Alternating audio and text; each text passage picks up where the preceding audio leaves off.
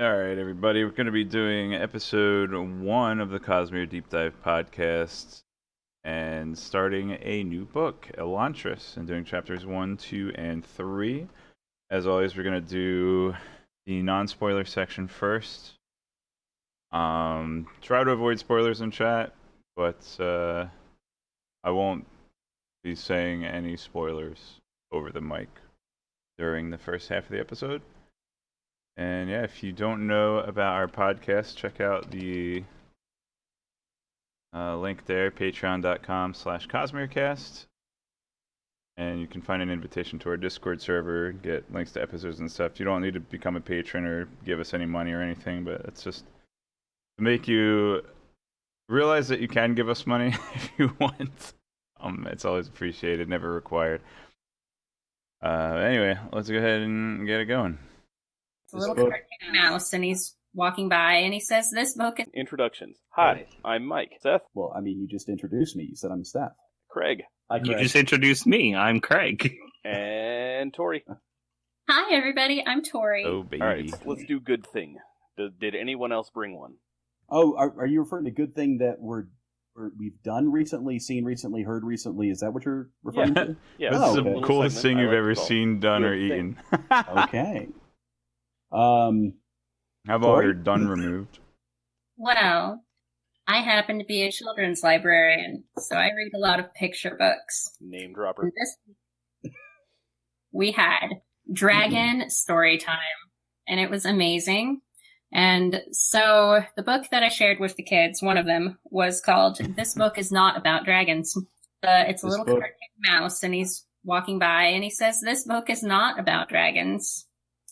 Go ahead, turn the page. There's not going to be any dragons there. I'm on the edge of my seat. Alert. I need to know There's how it evidence ends. of dragons on every page. And so Right. the kids are just screaming the whole time, "There's a dragon! They're too loud. It's right there! It's behind you!" Like, they were just so into it. Sounds like They an wanted episode of to be Blue's sure Clues. that I knew that there were actually dragons. And So basically, this is a really great children's book because it teaches them that the world lies to you, and that nothing is as it seems. The cake is a lie. To use a very, very recent and not old reference point. Exactly. it's Yeah. just Okay. like that. Yeah. All right, So- well, I have one. If no one else came Hey, go for it, prepared buddy. and didn't listen to my GIF that I posted. Oh, I'm prepared. I'm Listen just to waiting my for you gift. guys. Oh Okay. man, are you kidding me? I was singing that song in my head all day. So my good thing is something I actually want to shout out. It is the Wheel of Time Spoilers podcast. They actually provided me the inspiration and the impetus to sort of put all this together, and sort of gave a lot of the framework for what I wanted to do here. So shout outs to Seth Jacobson and Patrick Heiler. WhatSpoilers.com is where you can get that. Craig, what you got? Well, just released Subnautica. This It's just a PC released? game, which might be out for This Xbox as well, I'm not podcast sure. is old. But they just released it this past week. It's incredible. They did a great job throughout the Great alpha job. and beta and whatever May other periods 2018. that they were doing it. It was a great game before. Oh, I so- got into it like a couple years ago. But just hit release now, so much more in there. I know there's been a bunch of streamers streaming it, and of course I've been playing the heck out of This it. one I got to stream. This is like Nice. one of 20 times Craig mentioned Playing that Subnautica, I whenever think. check to see if you're doing a Zelda rando on Discord. Yep, that's my time waster. That and Fine. Warframe, I think, is the other big one you're... Yeah, I gained that maybe next week I can mention that. I don't know, we'll see. Okay. Then why don't we jump right into Seth giving us our summary? Yeah, because I mean the best thing going for me right now is I slept for 6 hours last night because my toddler allowed me to sleep for 6 hours last night. So that was a really magical thing. Shout That's out to his Sean good thing. for I should sleeping put that in as his for good more thing. than 3 hours straight. That's my man. All right. Okay. So can we Put that in here. can we just take a moment to mention how unfortunate it is that Orson Scott Card gave the quotes for this book? I mean, they're friends. Like, they are real life Why are you friends. hating on Orson Scott Card? Yeah. I mean, You're not a yeah. fan? Oh no, don't get me wrong. Ender's Game is definitely one of my favorite books of all time. I'm just less of a fan of certain of his political views. But I can understand that. Yeah, we don't want to get on. His personal and political opinions are more than a little problematic. Yeah. But that being said, Ender's Game still I don't know anything about book. And I actually could go on a reread on that right now. But yeah, so Elantris, once we finish Cosme, we can start doing Orson Scott Card. A whole 3 chapters yesterday, and why did you do 3 chapters?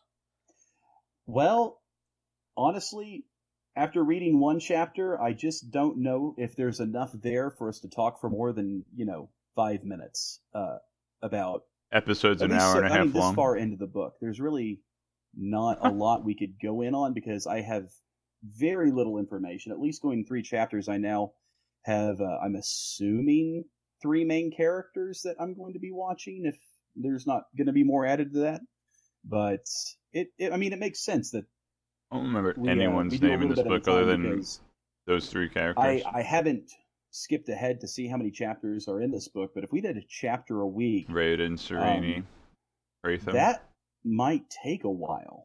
Galadon, I think's the friend's name. Well, I know, but I can't even remember the other antagonist name. Faster, so at least now Mike is going to have to spend editing alone. Yeah, for sure. Yeah.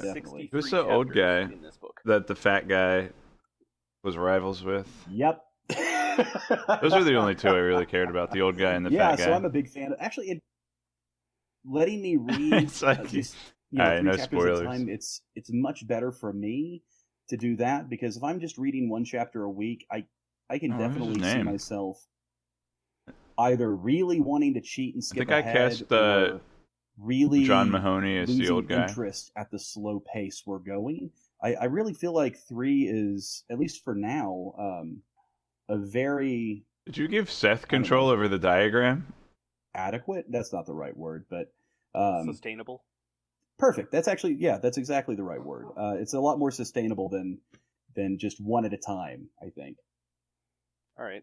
Well, there will 100% absolutely come a point in the book where you're not going to want to stop. We reached that already. We have hit saturation on me not wanting to stop. Well, it's not that you're not. It's more that you're just not going to be able to. Oh, I'm sorry. You cut out there. That could have been my fault. Could you repeat that, please? You're not going to be able to. Once you pop, you just can't stop. Popsicle. It's going to be even better when he says stuff he has to edit out, because then he's got himself. Imagine so Mike I think editing. something else Mike was alluding to is the fact that the book is written in triads. So okay. Well, okay. In my defense, I didn't know that. It's not that obvious. No, you didn't, because you only read 3 chapters. So right, because you don't know the format yet. I'm a man of my word, and when I say I'm going to do something, I stick to it sometimes. The book is written in like 3 chapter chunks. Okay. 3 chapter shards. You get viewpoint A in the first chapter, viewpoint B in the second chapter, viewpoint C in the third chapter, and all of these 3 chapters all take place over about the same stretch of time. Okay. Well, so that's a better reason than the one I gave. No, the one you gave is also perfectly cromulent.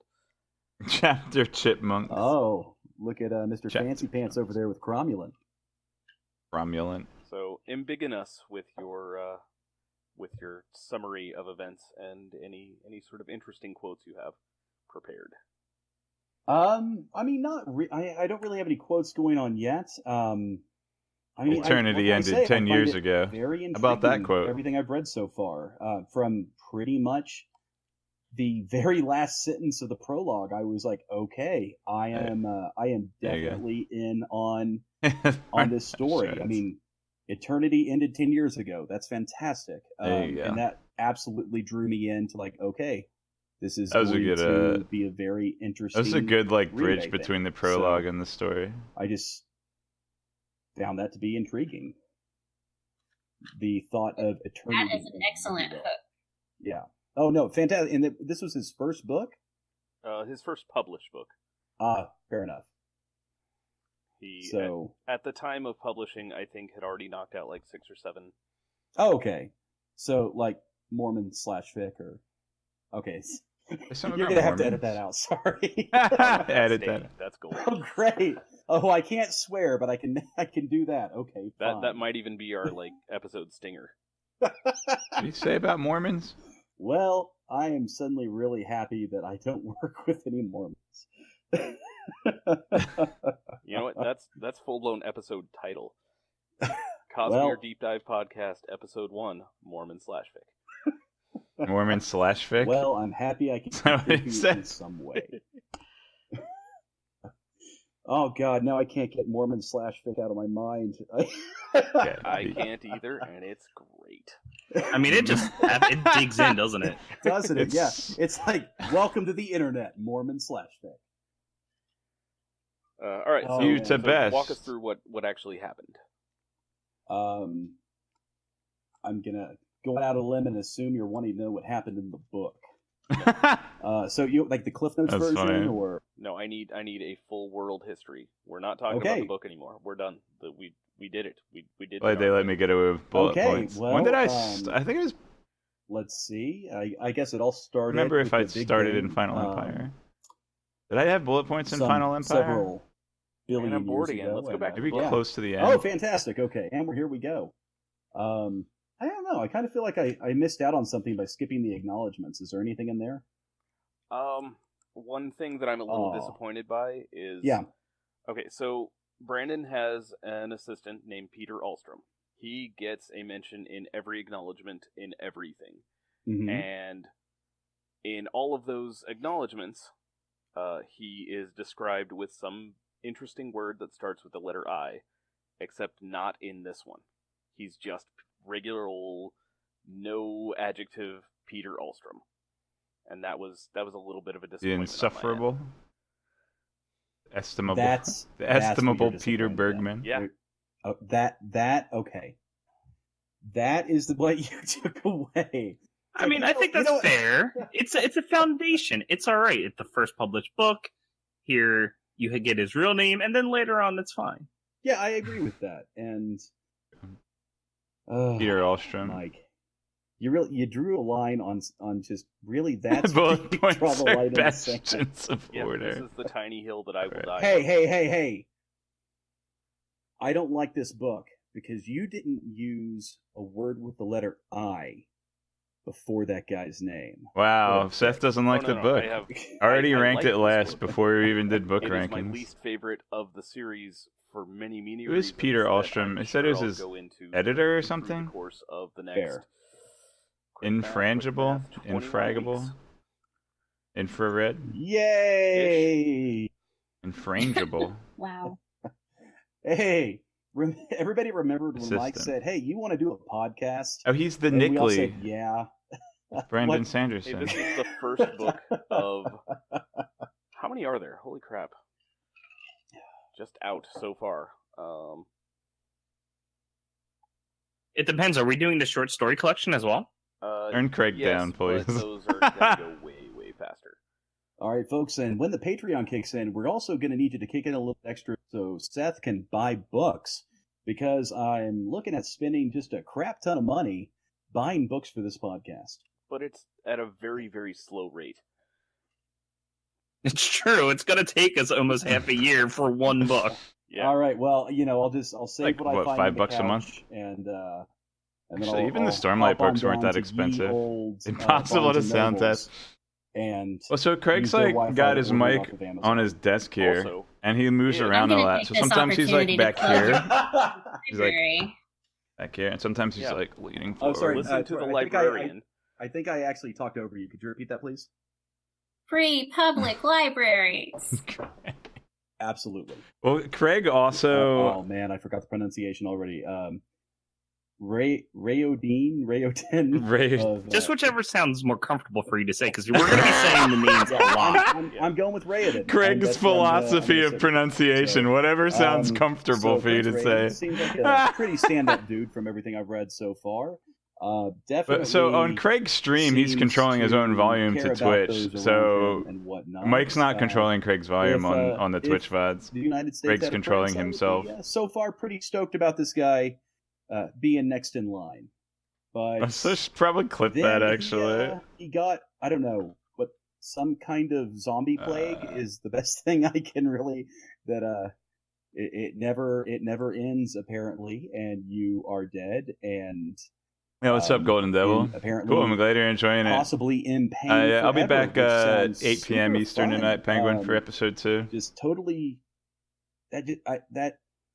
Honestly, it just, I was reading that and I was like, that sounds absolutely horrible. That would suck.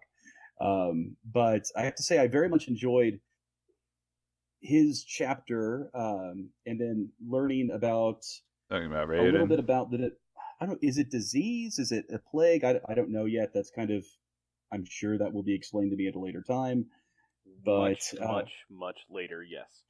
Okay, that'll so be explained in 17 books from Oathbringer. now, I'll find That's out what it what says. happened. Oh, can we skip over one thing real quick? I know I'm jumping way ahead here, but oh man, you guys are going to answer this question. Never mind. We'll answer it with a Sorry, I was going to ask a question. Try us, though. Your questions are part of our entertainment. Oh, I know this is going to end so poorly. Your terrible questions. Yes, yeah. So I don't. I'm trying to guess whether or not this religion that they're going on about in chapter 3, that if the god is real or not, or if it's a ruse, if you will, by some ruling class. Which I would be leaning towards that, but I am reading a fantasy book, so let's be honest, it could go either way. All right, let me field this one. You're not going to get a real answer. Yep, fair enough. But the answer is very interesting. Mike, I knew I wasn't going to get an answer when we started this, but you're still a dick. Cool. Wow. Fair enough. Sorry. There goes my family-friendly stream. Thanks, Mike. Let's see. And Seth. We get to learn a little bit about... I don't know, we learn a little bit about the father just in how the entire situation was handled, how he was summarily booted out of the palace and into Elantris, and then we get to see hijinks ensue. I can't remember the amount of I think it was like 4 or 5 guys try to chase him down to steal his wine and grain and the Dalinar? Like meat that he was given as a sacrifice type thing, and yeah, so that's sacrificial meat. That you think it was like jerky, or is it? I mean, did they go full? I mean, he was a prince. You think they'd hook him up with something nice? No, I think it was like explicitly described as like a stick of jerky. Because he tucks it into his sash. That's true. But I mean, it's also been all of like 3 hours. So let's be fair. I mean, you could definitely put a hamburger in a sash. I mean, you probably might get some food poisoning and whatnot, but I haven't read anything about refrigerators in this yet. So I mean, he's already a zombie, so I doubt that's true. Issue. That's a very good point, Tori. That's an exceptionally good point. So then chapter 2, we get to meet his kinda sorta bride, I guess. Due to some fun loopholes in the contract, we learn that Serene is she's the princess of another kingdom, and so as he refuses is wont to pronounce happen, Serene's name in fantasy and in the past. Sometimes people get married off for political reasons, but seems like a very smart woman here, who actually seems like she might be the smartest person in the room, and gets to meet the king and father of the I'm memorizing all the names is killing me here. Raoden, and she what's up, EA? Yeah, she seems a little broken up about it, and that he died, and apparently she is married to him even though they never got married, They which talked. seems kind of like a bummer. They talked over but, Discord, the Sereni and Rayoden. Yeah, Rayoden's dad is a jerk, by the way. Definitely not someone who I think. Let's just say, so far in the book, I'm hoping he meets an untimely end thus far. Wow, dude, Seth is but vicious. Definitely brought a different vibe to the show than I did. She is a little neurotic, I guess, is the best word I have to describe her so far. In her obsession with roses, the color orange, and her hatred of the color yellow, which I think we can all have a little bit of empathy for her there, because yellow does suck. Sucks pretty bad. So I guess I definitely can feel Team that with instinct. her. But I'm really looking forward to see more of what happens with both Raiden and Serene. I'm really hooked into their characters so far. Chapter 3, we get to move on to, I'm guessing, the antagonist of some sort. And he is a... Can't wait till Craig says his how name. would I describe him? A priest knight, I guess, because they do describe him in red plate mail armor, which does actually sound pretty awesome as far as armor goes. But he then, he shows up, he goes into a temple, people are having fun, he shuts it down. He's basically the dean from Animal House is what I'm getting from this guy. Plus, instead of a dean, he's a priest. So, just he's going to put them on double secret probation, and I guess, I don't know. I'm rambling at this point because no one else is talking, and yeah. This is your segment, dude. Okay. Oh, man. Well, right, but I mean, it's a monologue at this point. There's no back and forth. You're a great, bright, shining star.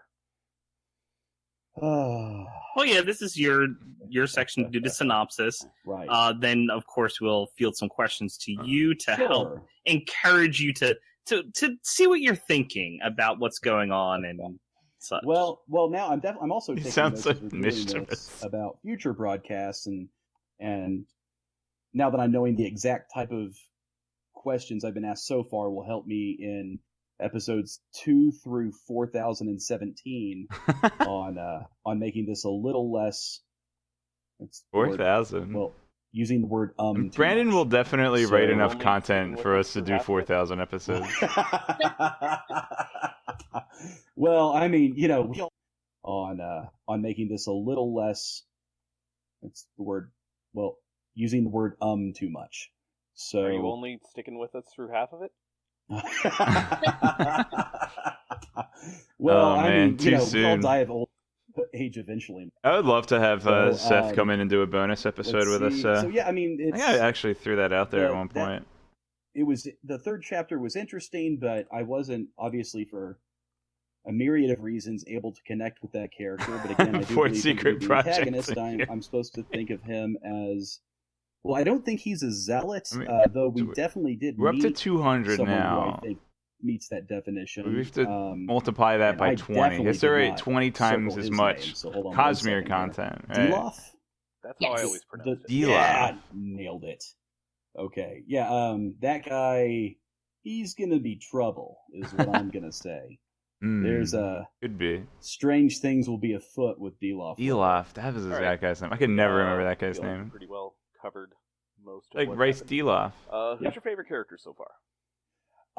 Honestly, it's a toss-up between three. I have to say our two mains so far, Raiden and Serene, and then Raiden's little buddy, Galadin, I think is what we. Galadon. Galadon. No love for Hrathen.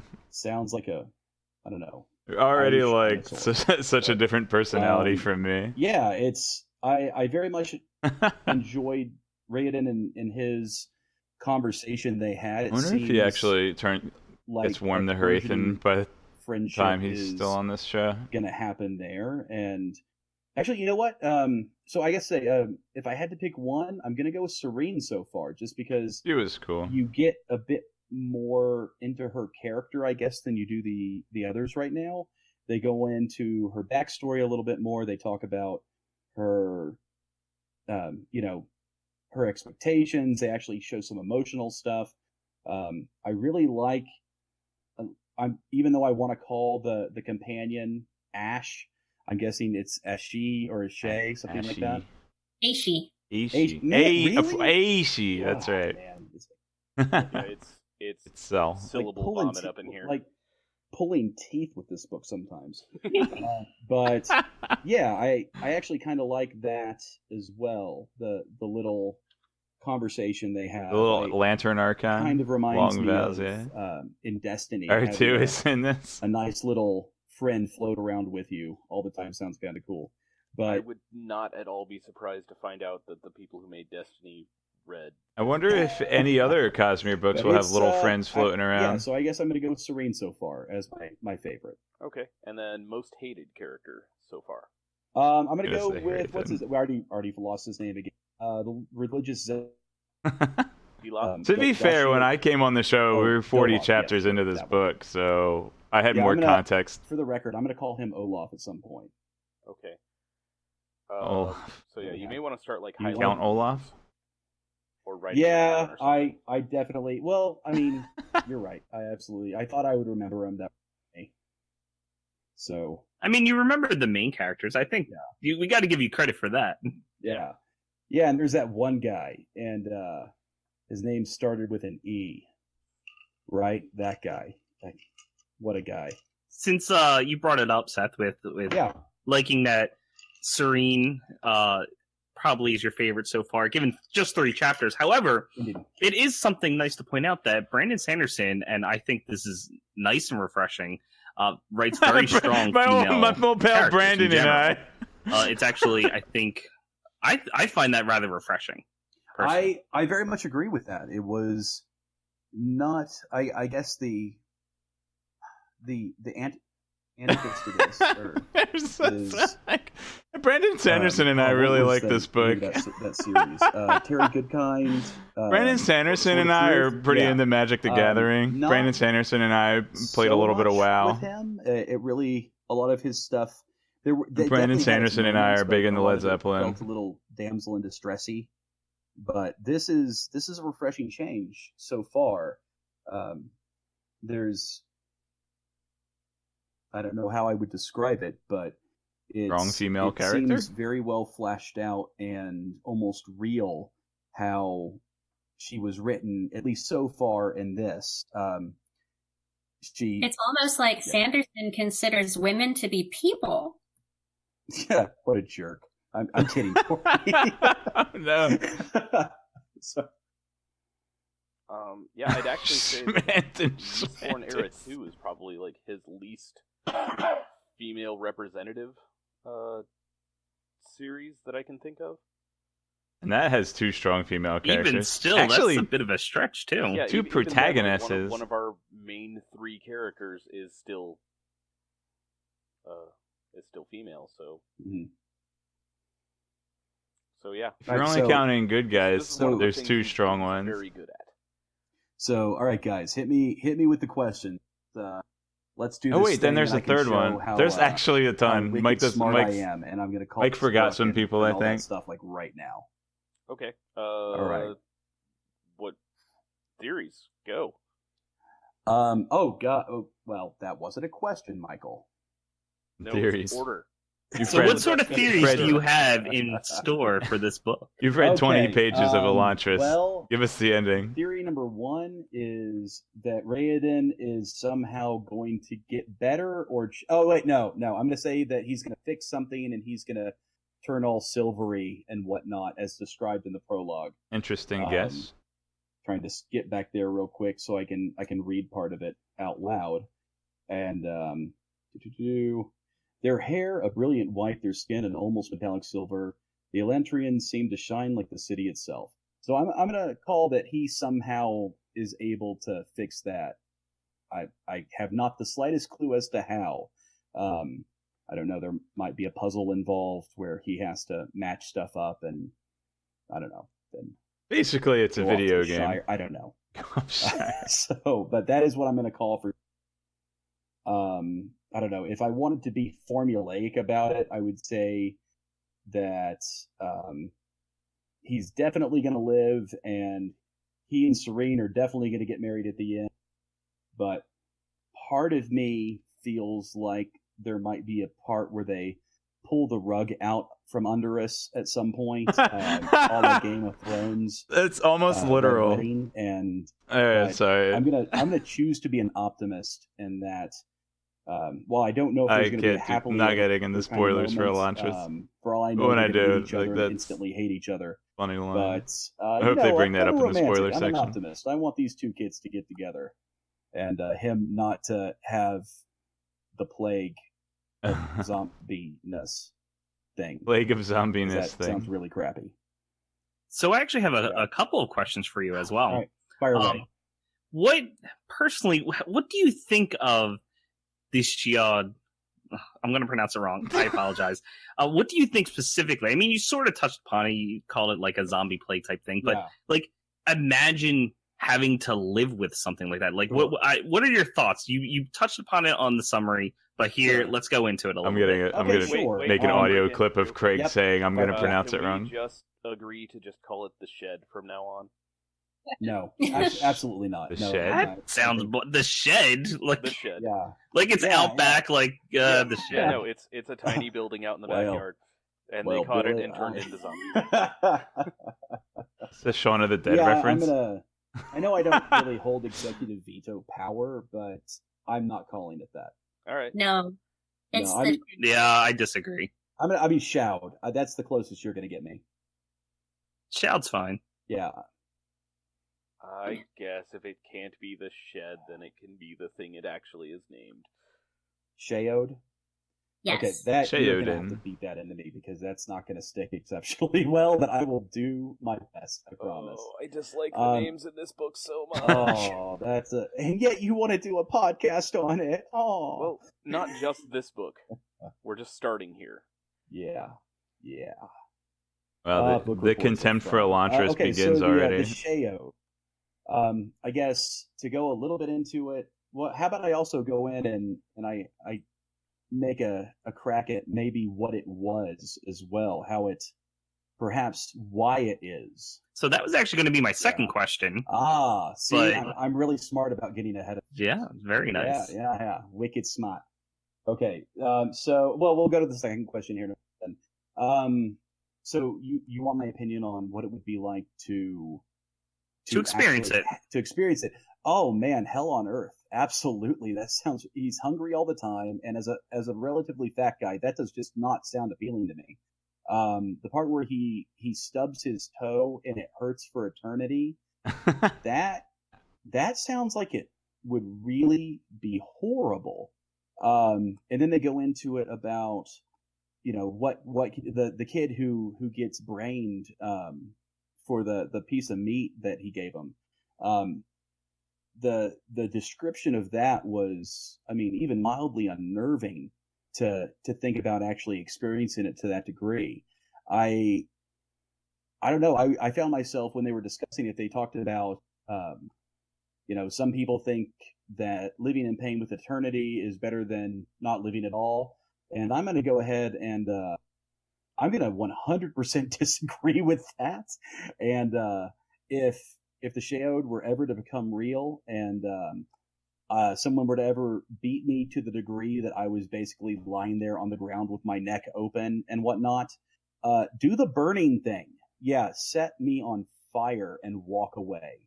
Because if that's the only way, or no, I guess they mentioned that you could cut off the head. So do the head thing first and then the fire thing. That doesn't work. Just to make sure it's done. Because I would rather live without, or not live, but I would rather be nothing than in that for eternity. That sounds, not remarkably pleasant, I guess would be the synopsis on that. Okay, so I'm just, as the executor of your will, I just want to make sure I've got this right. Head thing, that's fine. then fire thing, correct? Head thing and then fire thing. Not fire thing and then head thing?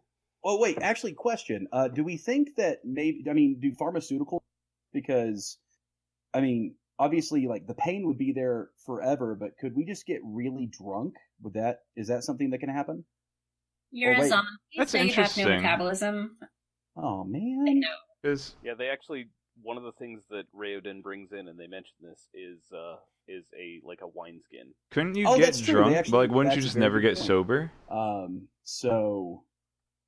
Like if it works like Stormlight works. I'm trying to be very careful and not tell you things that you wouldn't have a chance. Well, and I will questions that I do apologize for that, but you're going to have to do your best not to answer. I think you could just never be sober again. It might be a good plan. I almost said axe. Okay, so, but yeah, when I knee-jerk ask questions, just try to think before you answer, just in case, because I do really want to stay true to the premise of this podcast as much as possible. Spoilers bad, so, yeah. But, I don't think any of us want to spoil for you anyway. This is much more enjoyable. Well, clearly. Okay. Well, I'm going to go off topic real quick. So, Mike, in years past, relished spoiling things for me. Relished it. For you specifically, not anyone else, just you. Which is why I was so intrigued I had a friend like that. Him asking me to join in on this, because I was like, this is a completely opposite of the Mike I'm used to, and completely wanting to ruin everything for me.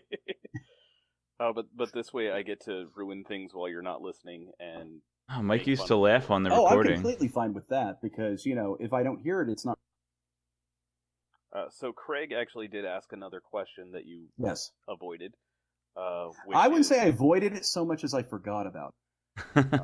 So the second question is, we know this happened in the past. What do you think caused this to be? Why are things different? You get a description of what the Elantrins used to be like, right? And clearly that's not the case anymore. Right. What are your thoughts? Well, that's a very good question, because unfortunately, it's going to really depend on me learning more as far as how much science, how much fantasy is involved, because there's two different answers depending on how much of each. Sure, and I feel like this is the sort of question that we're going to revisit in future episodes as well, perhaps. Well, I would think, I don't know. I guess I'll go with the scientific side, just because that's more, I know it's a fantasy book, but more grounded, and I'll have to take fewer liberties in guessing around what kind of magic. So, I don't know, it was something along the lines of, it's still a disease, but perhaps it mutated, and so like everyone went all Walking Dead on everything, but somehow lucid would be, I don't know, my best guess at this point. I guess if we're going into the fantasy side of things, it would be a curse or I don't know. That's almost impossible to answer at this point, but that would be my guess, I guess. Either curse or disease that changed and morphed into a significantly worse than, being silver with white hair, not too bad. Eternal pain, not super great. You heard it here first. Being cursed with eternal pain, not super great. Eternal pain, not super great. Well, the two sides of the coin that we all know so well, being silver with white hair or being cursed with eternal pain. Dude, I'm bald. I would just be stoked to have any color hair at this point. So, do we have anything else for Seth? Does anyone have anything else for Seth? Nope, nothing here. I'm not sure if I should touch on this later, or I guess we can bring it up now. You're 3 chapters into this book. Indeed. And as you've classified it as a fantasy book, you've classified fantasy series, according to other books, but yet it's different than what you would get in a normal fantasy novel of we're going to go off on an adventure type thing. I mean, we have this zombie type disease like right away, which one of our characters is afflicted with. Indeed. So how would you rate this compared to other fantasy books? Does it remind you of any? Is there any that you would say are similar, perhaps? Honestly, nothing comes to mind, at least in what I've personally read. I typically lean more to the sci-fi realm. I think Ender's Mike and Game. Tori can definitely attest to my affinity for all things Star Wars related. But it doesn't really strike. I mean, there are certain aspects of it that remind me of different things, but there's nothing that outright just reminds me of another fantasy book. I think we talked about earlier how the floating orb, whose name escapes me, I put the book down, but thank you. Aishai. Aishi reminds me of the Sion, the ghost from Destiny, or Slimer. So, I mean, there's little bits that remind me of things. I mentioned The Walking Dead, but Lucid, which honestly is kind of what this does look like in my head. So my headcanon is apparently zombies, but honestly, nothing that I've read in the fantasy genre. At least 3 chapters in, I'm not feeling anything or thinking of anything as of yet. Okay, so that actually brings up a decent question, I think, on my end. Okay. I definitely get a Lantern Archon feel from this, guys, but I can't find the 3.5 edition picture. Honestly, the only one that I read all the way through, I actually mentioned the Sword of Truth series, because as I said, I do typically stay in the sci-fi realm. Oh, you poor soul. Are we going to count Harry Potter? Yes. Okay. Yeah. Harry. Who's got 2 thumbs and read Harry Potter? This guy. Literally everyone. I know. Yeah, everyone I know. On the planet. I know. Yeah, my wife for Christmas definitely got her Hogwarts plates because that's how we roll. But yeah, nice. That's how we do here.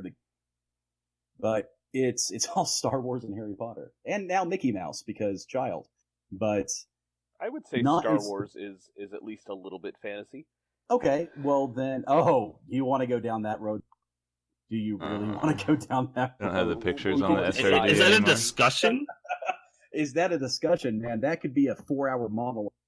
But it's so yeah. I mean, I read all of the now non-canon or the Legends Star Wars books. Thank you, Mike, for getting me into those. You jerk. Actually, sitting behind me right now, obviously I'm looking at it so no one else can. I have my bookshelf, which is six shelves tall, and they are stacked top to bottom PDF with Star Wars books. So handbook. Yeah. So I guess I've read. If you're counting that as fantasy, then dear God, have I mowed into it? But that's more or less going to be it. I'm a big sci-fi book fan. Timothy Zahn is not only a very nice person, who I was lucky enough to meet a few years ago, but I definitely one of my favorite writers just because what he did for Star Wars. So, but this is not a Star Wars podcast. I mean, it could be. I will trash this thing right now, and we'll start over. I will turn this podcast around right now. Have to eating because I have definitely read all of them, and I know that. Hey, Tori, you made it in how many pages into the first Thrawn book? Oh, I don't know how many pages. I definitely didn't finish the book. I honestly thought this episode was going to be over an hour of spoilers. But yeah, there's a lot of getting to know the cast. It's cool. Novice, but not completely illiterate in the genre. Okay. So I think that's about all we need from you. Okay. So thanks for doing your bit, and now we're no worries. I did my bit. No, Carl fantastic. Pilkington. He's the Carl Pilkington before I became it. To go have dinner. So you crazy kids have fun. Have a good one. All right, bye. So it might be. All right, so I am gonna use the restroom and come back and do the spoilers.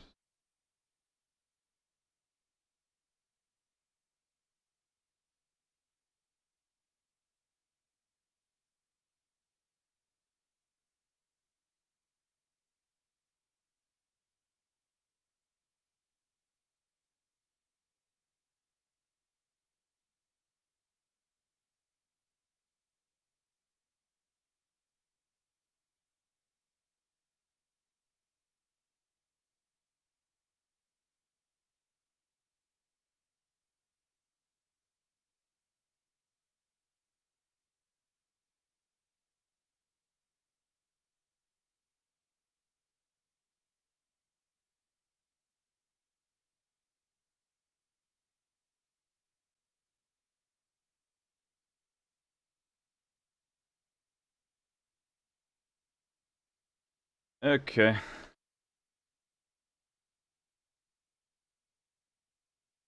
Let's see. Maybe this thing doesn't need for to us be to talk about our exposure to Sanderson, other fantasy novels, since you important actually stuff's brought up a here. great point and sort of I guess a segment on getting to know us. I don't know if you were planning on doing that, but I think that might be a good idea. Well, okay. So first, I want to sort of go over the part of the book that we read, and well, actually, getting to know us without let's discuss his theories and what he thinks is going to happen, and how his theory is pretty grounded. Yes, Yeah, pretty accurate. on there. I actually had to bite my tongue to keep from saying, "Wow, how did you know?" I mean, I think he's correct in a general sort of sense. Like, yeah, there's this thing. Here it's gonna save about the day. It sounds like a thing that's gonna happen, but I feel like once he reads more, there either will be nuances or he's just gonna go in a different direction. He also guessed both that Raoden and Serene would get married, and that there would be like a disaster wedding. Yeah, and he also clued in on Diloff, or whatever his name is gonna be a troublemaker. Boy, he has no idea. Oh yeah, he's right about Diloff. Yeah, he Rice Pilaf. It's eerie, and I like flipped through when you were asking him about the Sheod, and there's no mention of the chasm in the first 3 chapters. Right, that's what I was going to say. So when he said, "Oh, I think he's going to fix it, but I don't know how," well, at this point in the book, there's no way he could know how because they haven't mentioned that yet. And also, chasm hanger. I hate this map. Yeah, I think it's just the map that sort of clues you in. Later on, you hear about the chasm, but right now it's just like you have to stare at the map, and I think you can see it there. The map is garbage, though. Like, if you're supposed to connect the map to the Aeons at all, literally in any way at all, then you're not doing it with the one that's in my book. Well, I think part of the point is that we're not supposed to connect the Aeons to the map. That's why when Serene clues him in later, it's kind of a big deal. He hadn't seen it that way until she mentioned it. The Rayo rune is pretty obviously on the map. Fair enough, but just there could have been something there that I could then go back and be like, oh, this was really well done. Instead, I'm going back and like I don't see it. It could just be like Tolkien and spoil the whole book on your map. Sure. So this is Sanderson's first published book, right? And I know when you discuss this sort of thing with other Sanderson fans, it's sort of like this is the roughest book that you could get. It's not necessarily a favorite. As you mentioned, it's your least favorite of his works. And that seems to be the general consensus when it comes to this sort of thing. I would say it's probably one of his most formulaic, which is probably why it's so easy for him to guess what's going to happen. All the clues are in place, so you don't really get that large of a twist. I mean, you certainly get some twists, don't get me wrong, and I can't wait for him to get further on, so when something happens, he'll actually be surprised at it. And I'm also very much looking forward to him reading the other books, like when he gets to Mistborn or something like that, because then we're going to start hearing some wild theories. But for now, I can sort of see how it makes sense. You can guess roughly what's going to happen. I'm very excited for Mistborn because I expect that he is going to ignore the chapter opening epitaphs. And that's just going to be great. So I actually have a few quotes from the prologue. He got the physical description of the Elantrians. He covered that. But like 2 sentences later is, their bodies healed quickly, and they were blessed with great strength, insight, and speed. I thought that was kind of an interesting thing to keep in mind. I mean, does that remind you of The Returned at all? Yeah, it does. I mean, the Returned are clearly in their image how they see themselves, but the same thing could have happened to the Elantrins, where they viewed themselves as having this speed and strength and awesome healing, so they therefore have it. I mean, could be. Identity. There is a portion in the second chapter, in Serene's chapter, that actually ties all this into happening at the same time, which is, to one side, a group of blue-robed Karathi priests walked quietly through the crowd, leading an odd, white-robed person. She watched the procession, wondering what it could be, until the group disappeared around a corner. So that's Raoden getting led into... Oh. Right, yeah. And I missed that, like, every time I've read this. I only caught it because I went through the blah blah blah, the thing that Brandon did. The annotations? More annotations, thank you. Words are hard. Now see, the first time around when I read it, I thought that's what was going on, but then the Raoden chapter you get to, he's talking about how many people have come through the gates since he's been there. And so I thought, well, maybe it was one of those other people. Annotations that I realized. Yeah, on Sandra the annotations, it himself actually thought it was says. Raoden. Yeah. And then there is also a little bit of time in between the like this first chapter triad and then the second chapter triad. There's some dead time in there. I didn't know Jerry Garcia was from Cell. Next quote I had was, "Take this one to her rooms and see that she has plenty of things to keep her occupied. Embroidery or whatever else it is that entertains you women." Yeah. Yeah, he's a jerk. I don't like him. And then I also highlighted a few minor characters who got names because I don't remember them ever showing up again, and I wanted to sort of keep track of that. There's Minister... So you bring up that quote. Real quick, I want to talk about that rather than just glossing over it. I feel like that's sort of Sanderson setting up Serene. Like, okay, so you have the typical, oh, this is what women are supposed to be doing, and Serene is not that. So it's a contrast. It's sort of like, here's her character, and it's a way to establish a character by saying she has these interests, these goals, which can be glossed over by other characters, but it's not to be done by the reader. Like, we're not supposed to ignore her goals. We are supposed to empathize with her just a bit. Right, and so he does that by making the person counter to her goals a complete jerk so that we hate him. Yeah, I guess that's fine. I mean, I don't think there's a reason we need to like him that much. Yeah, I don't want to bring it up yet. I was just wondering if maybe the scary mysteries, not just scary. Will Mike ever get back to that list of minor characters? Might have been like some small suspenseful snippet of odium magic that got stuck there. What? But that's for later. Interesting. I mean, there might be something there. It's not just Dominion and Devotion.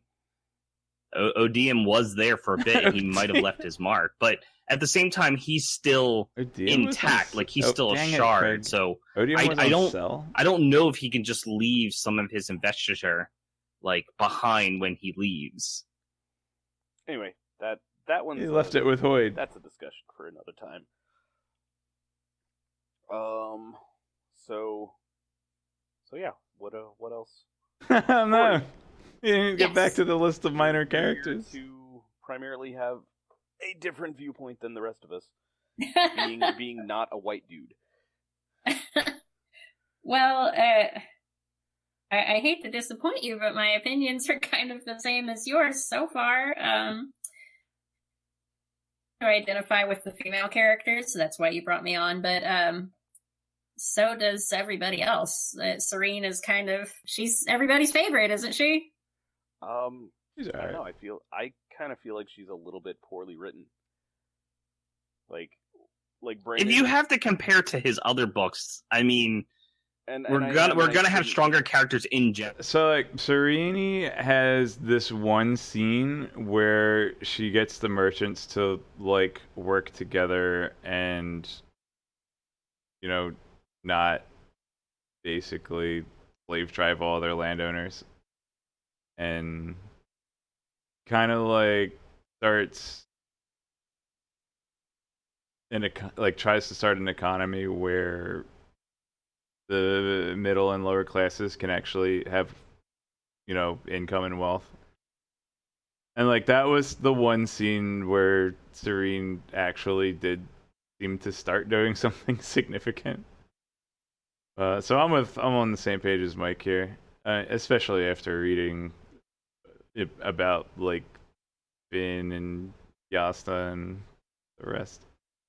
But yeah, so I could see how you have that, but I think she's fine. She's our perspective for outside of Elantris. She's Zelda. What we like. She's the one who's getting stuff done. More importantly, she's the one butting heads with Hrathen. I'm not even sure Hrathen interacts with Raoden very much, if at all. He pronounced Hrathen's name two different ways in the same sentence. She's our perspective for outside of Elantris. She's what we like. She's the one who's getting stuff done. More importantly, she's the one butting heads with Hrathen. I'm not even sure Hrathen interacts with Raoden very much. Two different sentences. Yeah, I'm not remembering him interacting. I don't know that they even meet. Exactly. It's like you have two main characters of the book, two of three characters. They exist to interact with each other, do this whole big political, religious thing, and then Raoden is busy with the investiture side of things and getting it fixed. So that way, in the end, they save the day. It's all of that. But yeah, she's our perspective for the political side, for setting up to be the what is it? Oil? With Hrathen being sort of the antagonist to Serene's plot, I will say that. They're not. It wouldn't be a foil. She's like And I also feel like I know you said that you felt like she was kind of poorly written, but even though I love Raoden, I love him, but Sue, I don't think that's the right term. He's kind of he's a very flat character. Yeah, he's basically perfect. That's why I love him, is because he's perfect, but that hero. Imagine a Sanderson hero not being a bloodthirsty racist. And Sanderson himself said, I don't remember if it was in the afterword or what. He said he wanted to write a book where the main character nothing wrong, but all the bad stuff happened to him anyway. I guess Kelsier and Kaladin are like the only two. And yeah, that's an excellent point. Although now that I'm thinking about it, this is a big old tangent, but I think if you take kind of like Kelsier and take his worst traits of prejudice against nobles and being murderous toward them and everything, and you just took all the worst stuff about Kelsier, you would get Moash. Whereas, when you temper those things with more foresight and long-term thinking, you get Kaladin. So it's actually kind of interesting. You kind of like split Kelsier.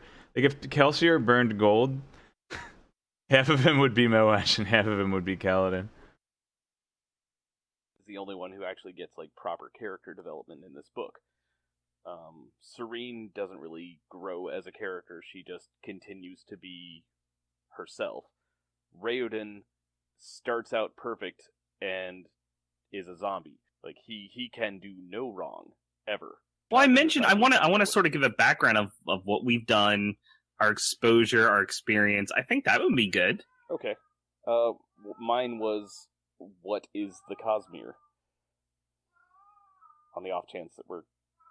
Can you guys hear my stupid cat? Yes, yes we can. Okay. He's going to be a frequent guest on the podcast.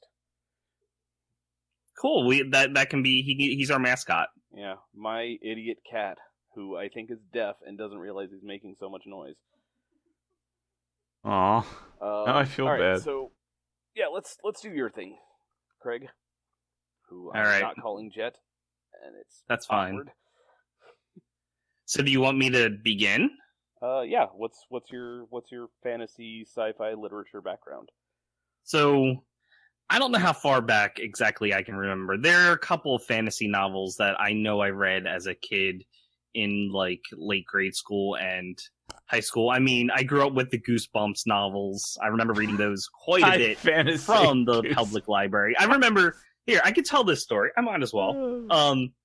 One weekend, I don't exactly know how old I was, but I was reading Goosebumps, so place that wherever you will. And he was 17. I went and I think I tried to take out like 8 Goosebump books, and the librarian is like, "You're not going to be able to read all these." I'm like, "Yeah, I will," because I just devoured them. Because I mean, they're easy enough as is, but I was always an avid reader as a kid. Yeah, and so what that do was librarians know? I mean, Oh, dude, I read Avid. That was a great book. So, one of my earliest exposures to fantasy novels would be David Eddings. The first book of his that I read was Polgara, the Sorceress, which I had no idea was, number one, a prequel, and number two, like, a partial, like, it sort of spoils the novels that it comes from, and I had no idea. But that's okay, because I got into it. Of course, later on, my view of David Eddings has changed since, well, he's sort of very repetitive. But at the time, and this would be late high school / my first year of college. So I was about 18 when I got into David Eddings. And at the time, I considered him one of my favorite authors. And then I moved from him to like Terry Brooks. I read a number of his series. I got into, I don't recall the name of the series, but it's the one with they have an airship, and it's essentially like the Odyssey type thing where they go on a trip and Treasure stuff Planet. happens. But I like Fantasy. that one. that one. It's basically his third series in the Shannara universe. Okay. Shannara, whatever. So I got into that quite a bit, and I would also read some Neil Gaiman and some other things. Now, I'm not just fantasy reader. I do read some sci-fi, and I do want to point out how appropriate that it is that he has a sci-fi background. I think that will do him well, especially when he gets to Mistborn and sees how logical the magic system is there. The fact that he'll be able to, it's not just like, oh, it's fantasy handwave type thing. Like, everything when it comes to Sanderson has logic behind it. And I think that will serve him well, especially when he sees Even that. logic. Sorry, I went off on a tangent. You can edit that in however you wish. So Sanderson, I was given by my wife. She read through like Elantris and Mistborn. And my very first book for Sanderson was Mistborn itself. I don't exactly know why she gave it to me. She's like, read it. But I loved it right away, especially once they were describing the magic system and how it works. And I'm like, this makes sense. This is awesome. And then, of course, I told my friend about it, who's also very logically oriented. And he, same thing, completely embraced it once he found out what it was. And, you know, since Mistborn, I'm like, I got to read more. So I think the second book I read was Warbreaker. Then I went to Elantris. And then finally I decided to do Way of Kings. And from then on. But I'm like, he's amazing. Sanderson is the best thing ever. He's now my favorite author, bar none. I have my wife gave me these leather-bound copies. Like, she got them rebound, the hardback books of Mistborn, and they're signed by Sanderson. I got it when I saw him a number of years back. But it's I don't know, it's pretty nice. Oh, like the super expensive, like leather-bound ones? Yeah, no one, but she had them professionally bound, so it's not the ones that he released. This was actually right before these were sold. Oh, that's still cool as heck. Yeah. Tori, I know some of your fantasy background, and I expect you're going to tell us a lot about Terry Pratchett. So go for it. Yes, Terry Pratchett is my hands down favorite author in the world. I've got a Sanderson shelf, but it's a small, it's a tiny shelf compared to my Pratchett shelf, which is the preferred nomenclature is Sander shelf. Well, the Sander shelf is like half a shelf, and my Pratchett shelf is the full shelf that spills over, actually. So yes, I love Terry Pratchett. I love him. So hard when he died.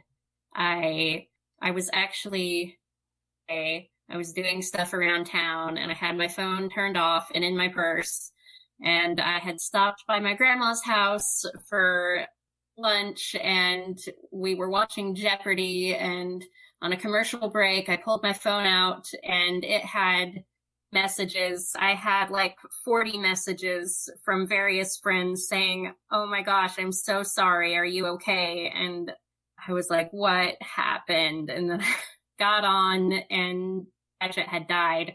And I said, "Grandma, I have to go home right now."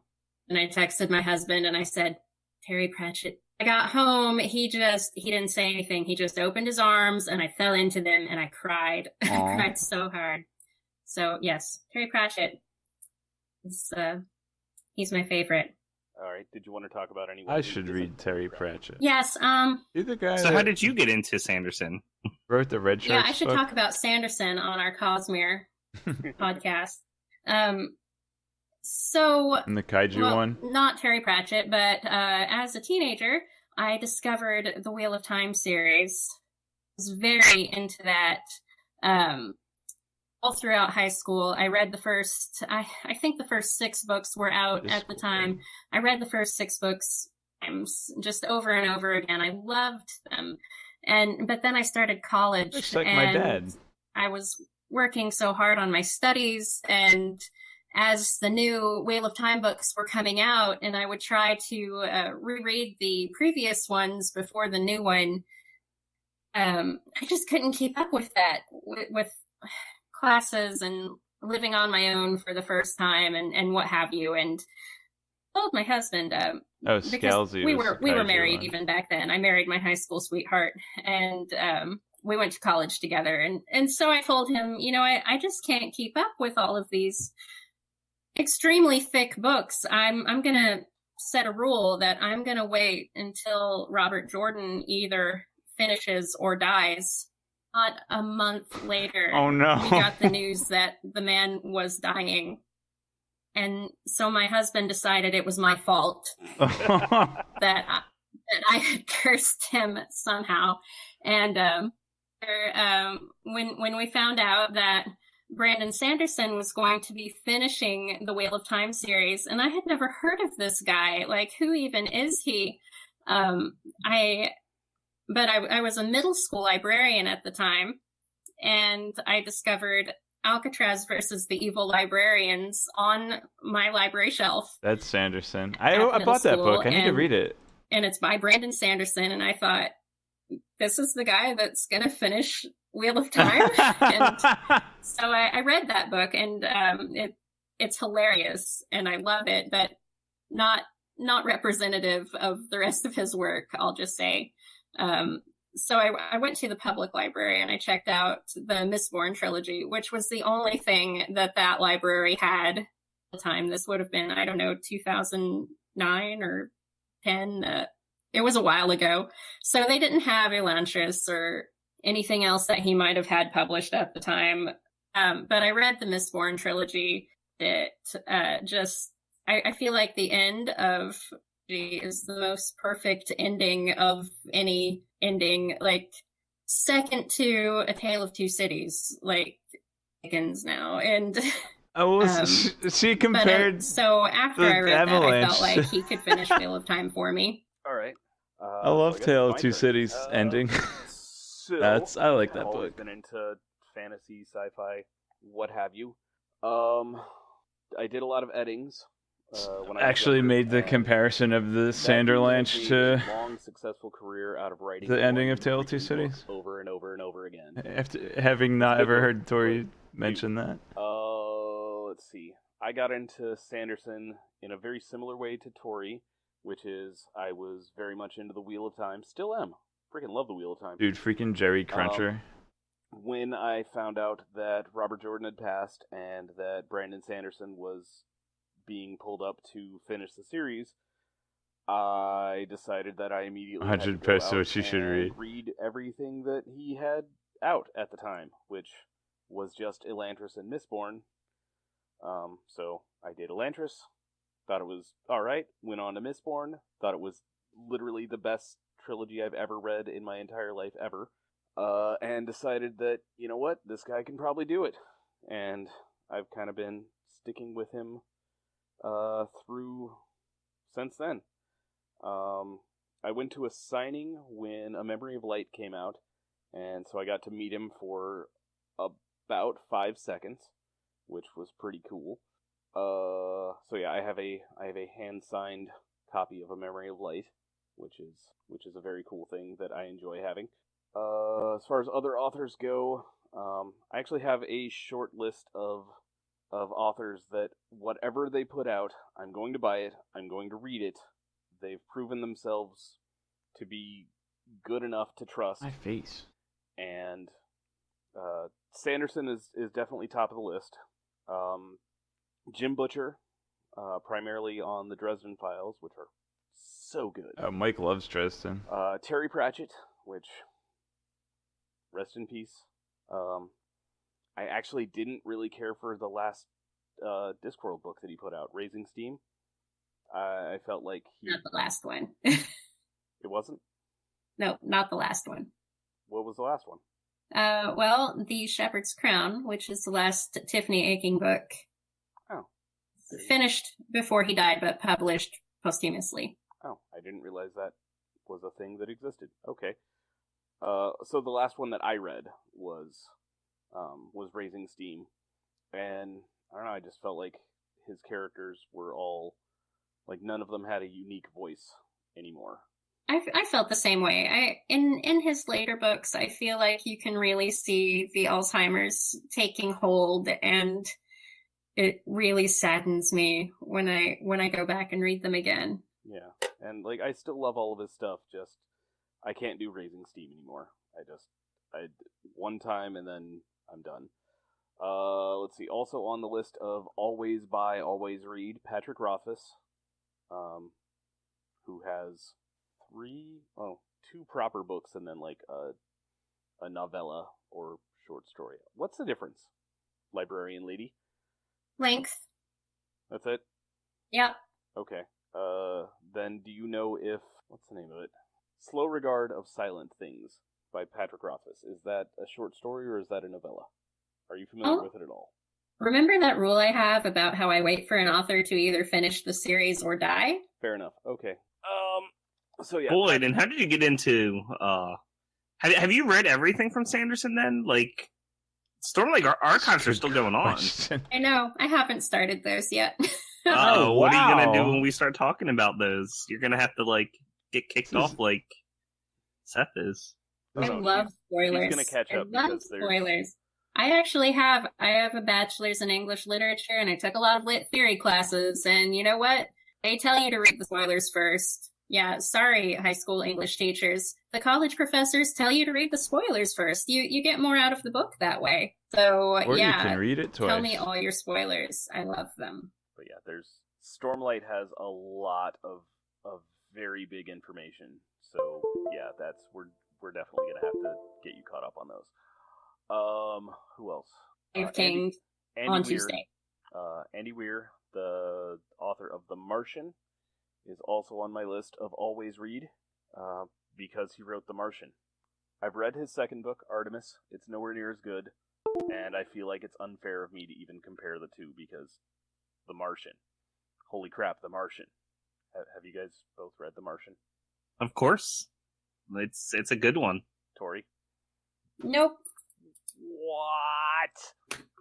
I actually am not into hardcore science fiction. Did you watch the movie? Not really into Matt Damon. Oh, no. It's a good story, and you don't actually need to know. Like, okay, no so idea what you they're place it talking in about. science fiction, but I would say he's trying very hard to do science fact. Like, everything that's possible within the book and in the movie. I mean, it's a science basis, but yeah. Honestly, it's a good story about survival. It's science, and it's also fiction, but... It's as a subject. And I like fiction. Okay, so it's... But I prefer my science fiction to have, and stuff in it, like... I like lasers. But it's basically... Okay, XKCD is what sold it for me. They described it as the scene from Apollo 13 where the guys at NASA dump all that crap out onto the table and say, we need to build a filter to go... or a filter that looks like this or out of this to go into. I'm screwing this up. They need to build a filter. No, I did read the XKCD comic strip, so I know what you're talking about. The point is, they need to build a filter and Matt Damon, and that's The Martian. Well, but she doesn't like Matt Damon, so that doesn't sell it. It's a good book. I mean, not that I don't like Matt Damon, he just doesn't really do it for me, you know? If you get 2 hours, it's not a bad watch. And it's mostly faithful to the book. Yeah, the difference between the book and the movie is that the book, like, explains more. And then there's a few things that happen in the book that they don't bother putting in the movie because it's not 5 hours long. Well, maybe someday when I'm done reading all of this Sanderson that Mike assigned me, I might have time for stuff like that. That's right, you have homework.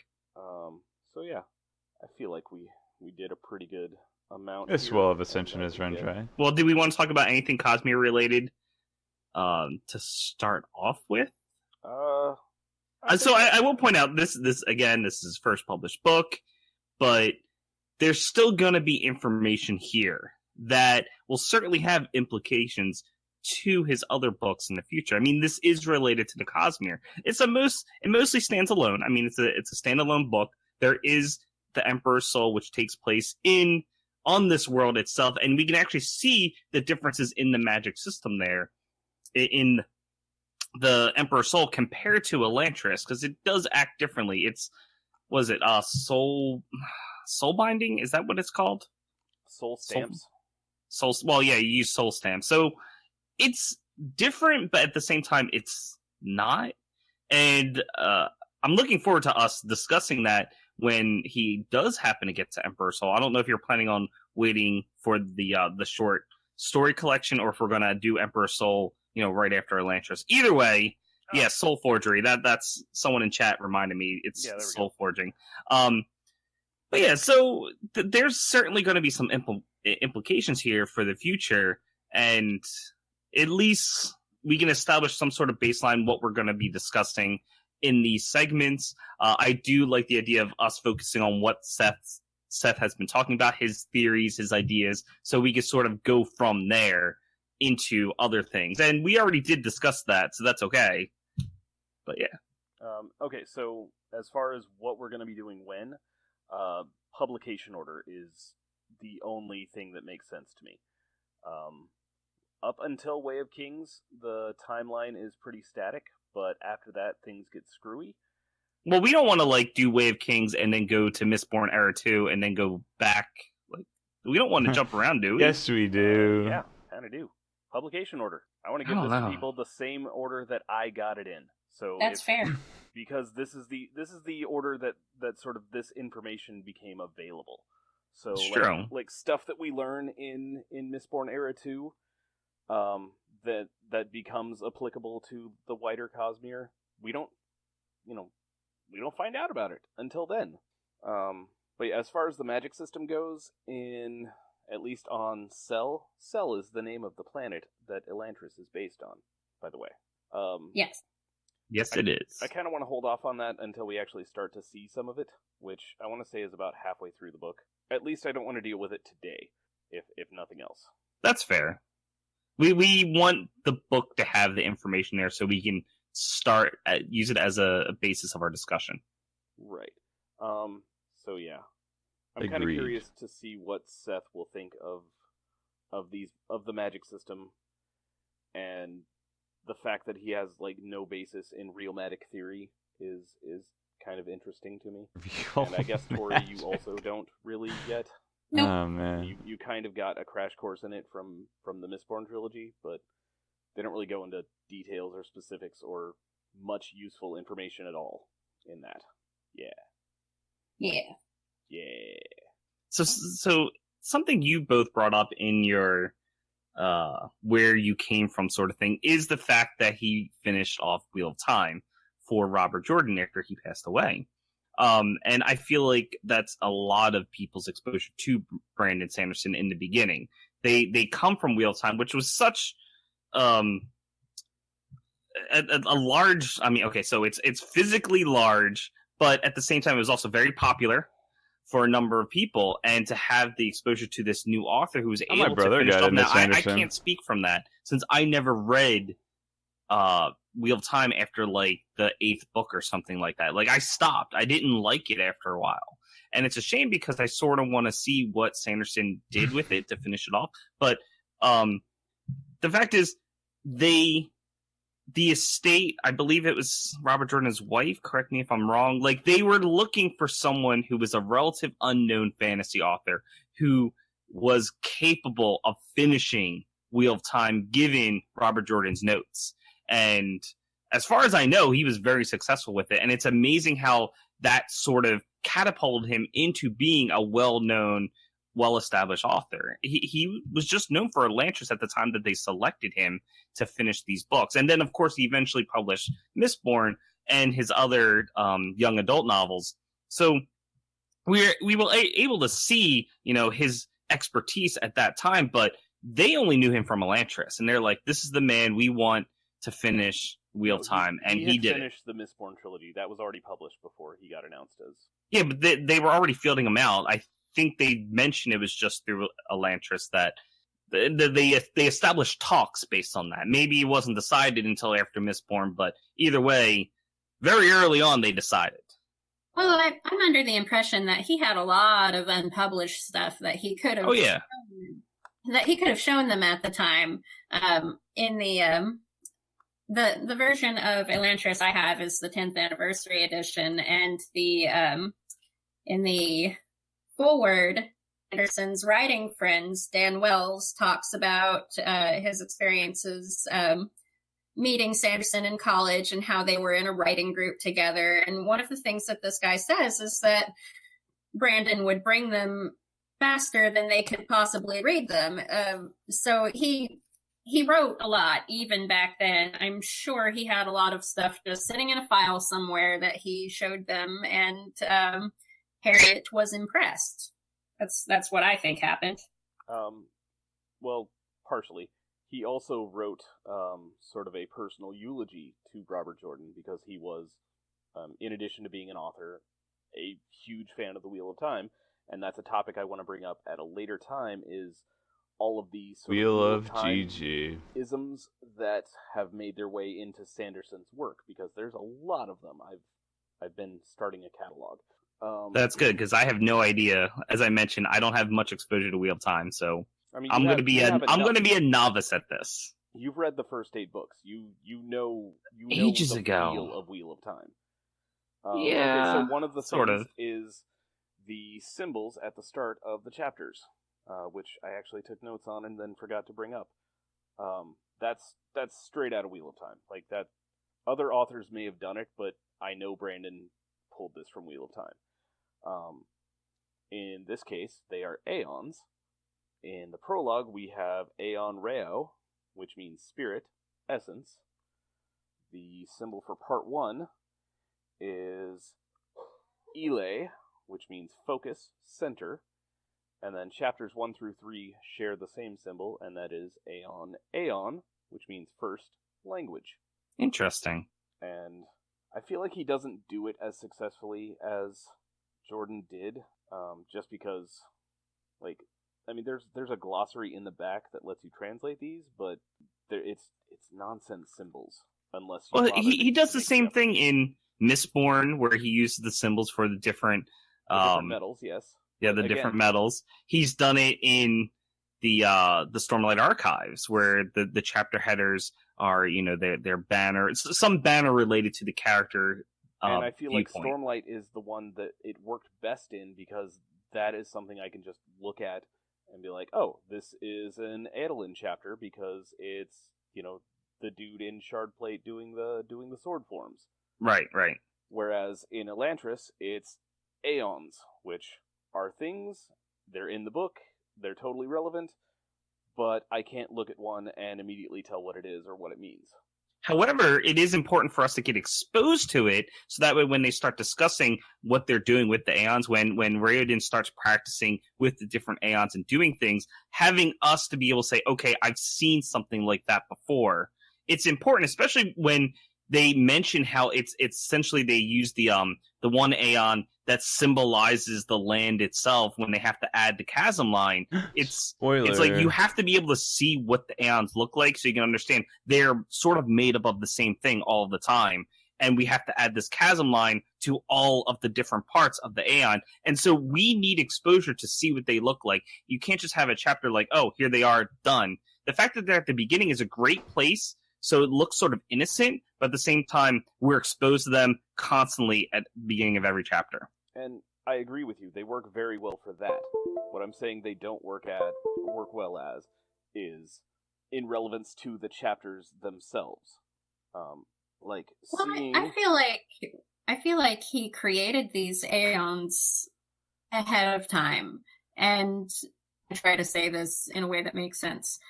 I don't think he changed his aeons to fit the chapters. I think he just worked with what he already had.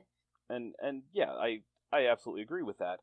Sort of my point Rune was like in the Wheel premeditated. of Time, you see, the raven symbol, and you know that it's probably going to be a chapter that has to do with the Shadow or with Matt, or possibly the Shanchan, because that symbol is tied to those subjects. You see the dice, and you know it's a Matt chapter. You see the wolf head, you know it's a Perrin chapter. You see the symbol, and you know basically what to expect from that chapter. You see the symbol in this, and unless you go to the glossary at the back and you look up what the symbol means. But even which is probably what he was intending. Again, that exposure to the different aeons.